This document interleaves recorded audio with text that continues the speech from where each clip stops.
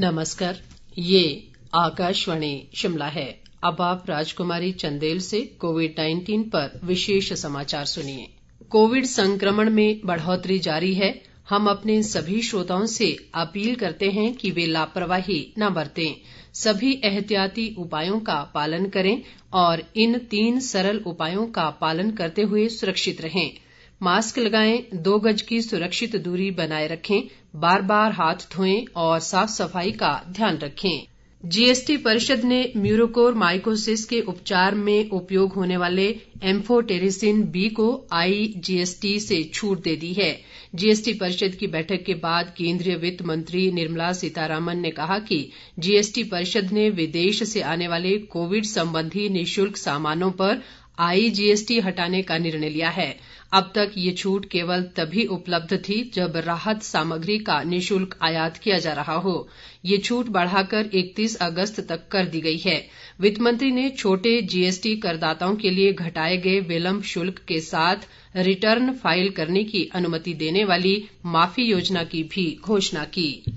इस बीच उद्योग मंत्री बिक्रम ठाकुर ने शिमला से वीडियो कॉन्फ्रेंसिंग के माध्यम से जीएसटी परिषद की इस बैठक में भाग लिया।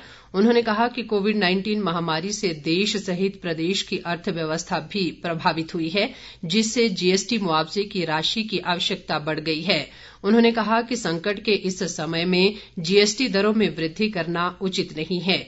बिक्रम ठाकुर ने कहा कि हिमाचल जीएसटी रिटर्न फाइल करने में सदा अग्रणी रहा है। उन्होंने कोविड संबंधित राहत प्रदान करने के लिए केंद्रीय वित्त मंत्री का आभार जताया।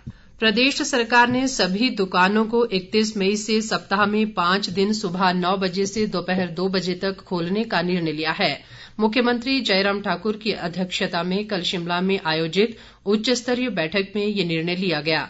इसके अलावा सरकारी कार्यालय 30% उपस्थिति के साथ कार्यशील रहेंगे। दूध, ब्रेड और दवाइयों की दुकानें पहले की तरह शनिवार और रविवार को भी खुली रहेंगी।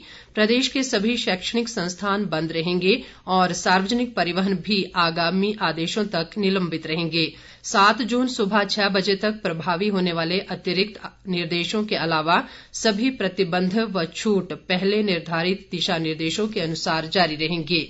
मुख्यमंत्री ने कहा कि केंद्र सरकार ने प्रदेश के 18 से 44 आयु वर्ग के लोगों के लिए कोविशील्ड की 1,67,180 अतिरिक्त खुराकें आवंटित की हैं।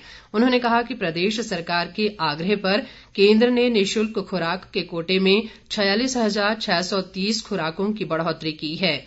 मुख्यमंत्री ने कहा कि प्रदेश को वैक्सीन की निःशुल्क आपूर्ति के अंतर्गत जून के पहले पखवाड़े के लिए कोविशील्ड की 2,99,400 खुराकें उपलब्ध करवाई जाएंगी। प्रदेश में आज कोरोना के 316 नए मामले सामने आए हैं। इनमें से सबसे अधिक 87 मामले सिरमौर जिले में दर्ज किए गए हैं। इस दौरान 2,521 संक्रमित स्वस्थ भी हुए हैं। राज्य में कोरोना के कुल मामलों की संख्या 1,87,658 तक पहुंच गई है, जिनमें से 1,68,307 लोग स्वस्थ हो चुके हैं। राज्य में वर्तमान में कोरोना के 16,275 सक्रिय मामले हैं।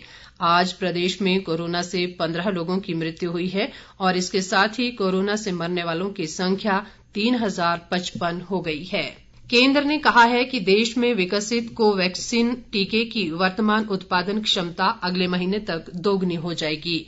उसके बाद जुलाई और अगस्त तक उत्पादन लगभग 6 से 7 गुना बढ़ जाएगा। इस तरह इसका उत्पादन इस साल अप्रैल में 1 करोड़ डोज से बढ़कर जुलाई और अगस्त में 6 से 7 करोड़ डोज हो जाएगा। स्वास्थ्य व परिवार कल्याण मंत्रालय ने कहा कि इस साल सितंबर तक वैक्सीन का उत्पादन प्रतिमाह लगभग 10 करोड़ डोज तक पहुंचने की उम्मीद है।